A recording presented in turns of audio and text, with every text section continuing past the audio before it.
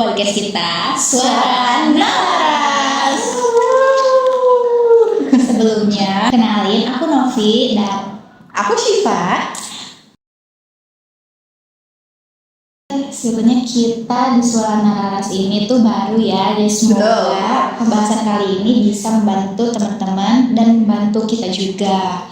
Nah, semoga buat teman-teman yang lagi dengerin ini kondisinya dalam keadaan sehat, baik-baik aja, dan entah itu lagi di jalan, di rumah maupun di kampus, pokoknya dimanapun tempat yang memungkinkan kalian untuk klik video ini. Betul, sebelumnya aku mau berterima kasih dulu sama kalian semua yang mungkin lagi luang gitu ya, hingga akhirnya kalian bisa klik video kita kali ini, dan harapannya semoga obrolan kita kali ini menarik. Jadi bukan cuma nemenin kalian aja, tapi juga bisa bermanfaat untuk kalian semua, karena jujur topik kita kali ini tuh agak berat.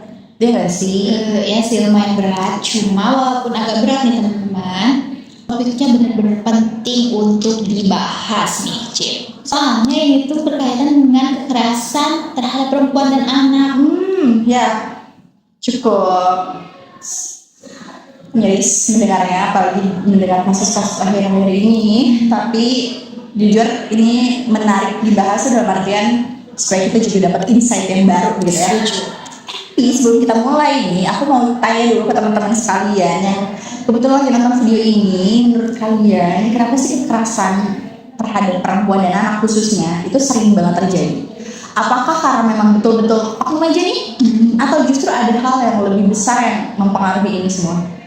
Iya, karena jujur ya, kita juga masih mencoba untuk memahami hal-hal tersebut. Makanya video ini ada. Kalau misalnya kita perhatiin lagi ya soal kasus-kasus yang mungkin terjadi kekerasan seksual terutama terhadap perempuan dan anak. Kalau misalnya ternyata isu itu tuh diangkat di media sosial, katakanlah Instagram, ketika kita buka komentarnya nih, kalau komentarnya tuh komentarnya udah pasti ketebak banget, nyalahin dan juga memojokkan korban. Pertanyaan-pertanyaan kayak, kok bisa terjadi? Mungkin karena pakaian kamu, mungkin karena waktu kamu keluarnya terlalu malam. Iya, dari kan ada loh yang bilang kayak, kenapa nggak ngelawan katanya. Padahal itu korban loh yang ditanya, guys. Padahal kalau misalnya kita merenungi lagi, kita berpikir lagi sejenak ketika ada kasus muncul, jadi korban tuh berat banget. Kejadiannya saja tuh sudah traumatis buat mereka, terus dihadapi sama pertanyaan-pertanyaan di kolom komentar yang mungkin berasal dari orang-orang yang nggak korban kenal gitu. Itu benar-benar sedih sih, ya kan? Ya, Karena itu tuh jadi bikin seolah-olah korban ini punya tanggung jawab yang lebih besar daripada pelaku. Betul. Padahal kan yang seharusnya yang dipertanyakan itu si pelakunya ini loh, bukan si korbannya yang malah ditanya-tanya. Dan yang harus ditanyakan juga, kenapa sih sistem nih memungkinkan kekerasan ini terjadi? Dan aku juga ngerasa makin kesini itu ini kayak ada hubungannya juga gak sih pastinya dengan cara kita dibesarkan. Ya, benar-benar aku baru ingat. Benar. Sama cara kita dibesarin. Bener guys. Kenapa tuh? Kamu nggak sih kayak pasti kan kita juga dari kecil itu udah dikasih peran-peran tertentu gitu loh, kayak cewek itu harus lemah, lembut. Setuju nggak teman-teman? Sementara kalau cowok itu katanya harus dominan, harus kuat. Yes. Terus kayak ada kata-kata gitu loh yang boys don't cry. Padahal kan no ya guys. No.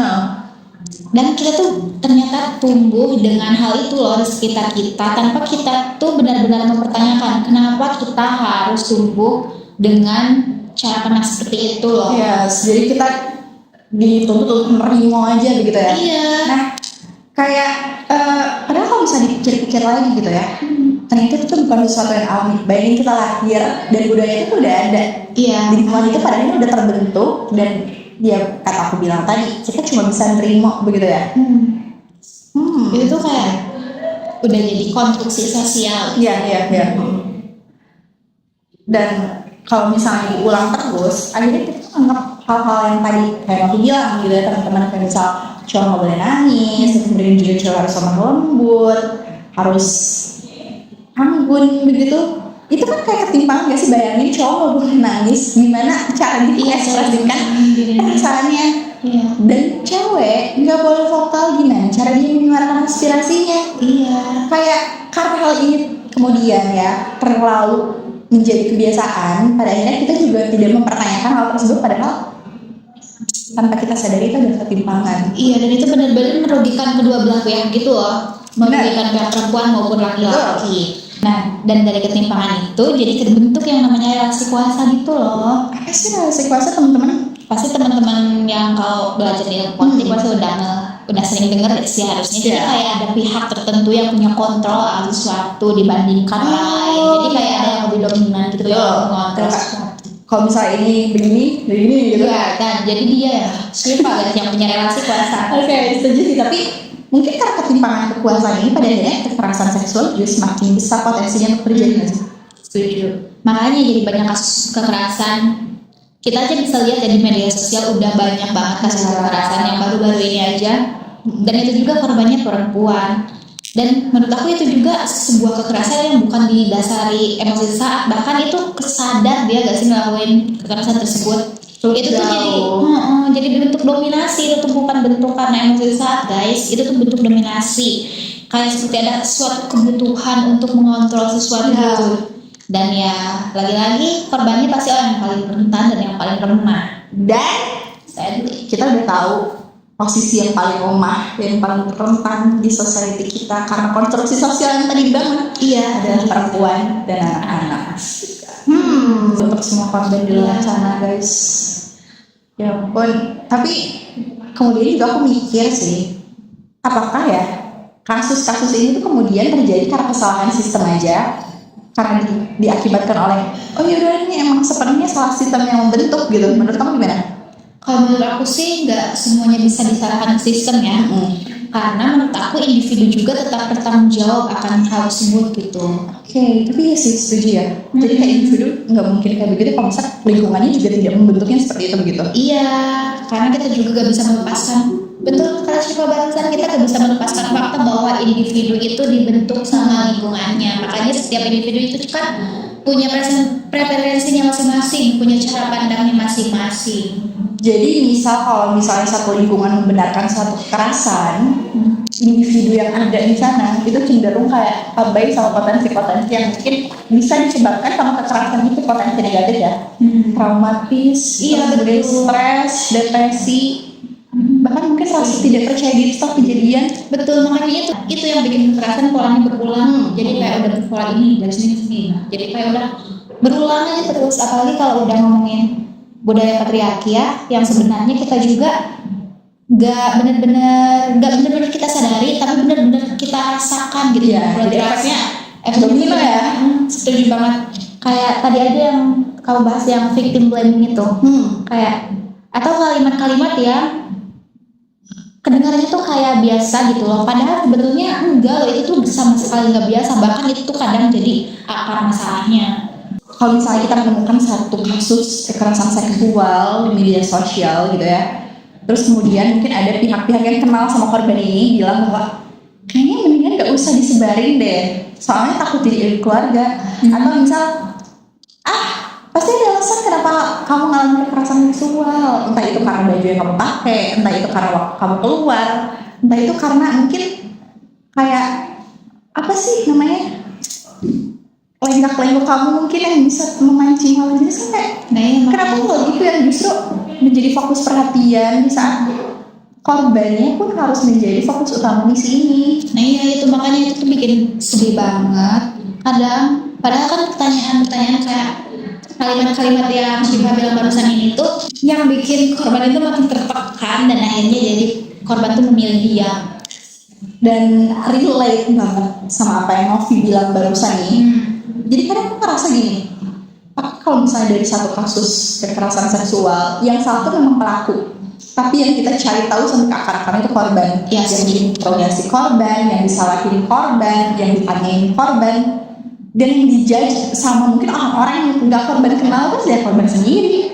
Iya, dan kamu tau gak siapa yang lebih parah? Apa tuh? Jadi itu tuh jadi dianggap kayak normal gitu loh, padahal justru itu masalahnya gak sih? Itu mereka tuh jadi lebih penasaran sama korbannya daripada mempertanyakan kenapa sih si pelaku itu bisa melakukan itu. Betul. Sedih banget itu tuh. Terus aku juga penasaran banget, ini adalah satu hal yang kemudian aku pertanyakan lagi. Yang jadi korban kan warga negara, yang jadi pelaku juga sama warga negaranya. Terus sekarang di mana posisi negara dalam hal ini? Menurut kamu gimana? Gimana ya? Tapi pasti semua orang juga bertanya-tanya gak sih sebenarnya peran negara itu juga pasti. di mana sih peran negara itu? Karena kan kalau dilihat dari regulasinya sendiri sebetulnya ada, tapi kadang implementasinya itu loh yang sering gak maksimal. Kayak banyak korban yang jadi banyak korban yang jadi susah buat mengakses keadilan ini loh. Kayak mulai dari prosesnya yang panjang, tahu sendiri lah gimana ya. Kayak sampai kurangnya perlindungan gitu loh. Bahkan dari orang-orang sekitarnya juga kadang perlindungan itu nggak ada. Makanya bahkan jadi banyak banget korban yang merasa bahwa proses hukum itu tuh jadi lebih menyakitkan daripada proses kekerasan itu sendiri loh. Jadi dan itu jadi bikin korban ragu buat melapor ataupun kadang bilang ke orang terdekatnya aja jadi ragu karena dia takut dijudge. Dan itu sesuai sama apa yang kamu bilang barusan tuh, kayak mungkin banyak korban yang merasa kesulitan untuk mendapatkan keadilan, makanya sekarang muncul atau satu hal baru, harus viral dulu baru ditanganin. Viral kata ujian tuh viral, jadi kalau misalnya nggak viral tuh nggak dinotis, kalau misalnya nggak dinotis tidak dapat keadilan.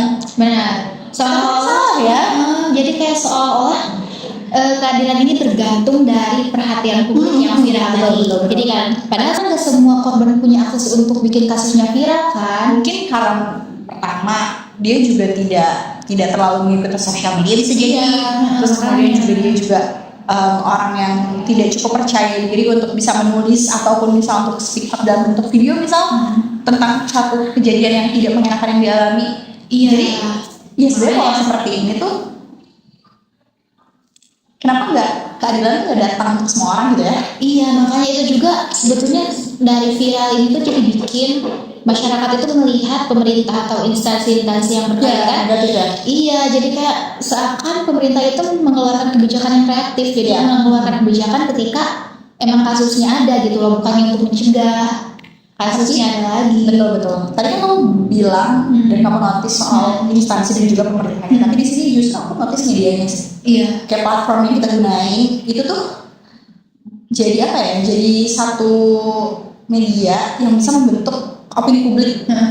Jadi kayak misalnya kita ngangkat isu di media sosial, itu tuh bisa menentukan mana yang isu yang penting ataupun enggak lewat kita upload di sosial media itu gitu loh. Kalau misalnya menentukan isu kekerasan seksual misalnya yang terjadi, terus kemudian pada akhirnya ada komentar dan juga reaksi-reaksi dari pengguna-penggunanya. Setuju. Jadi kayak medianya juga ya, gimana medianya bijak atau enggaknya. Jadi betul.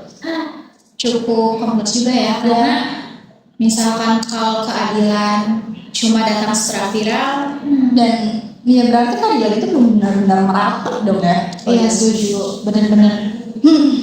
Jadinya keadilan itu kayak orang-orang juga jadi mempertanyakan keadilan aku di mana nih? Ya.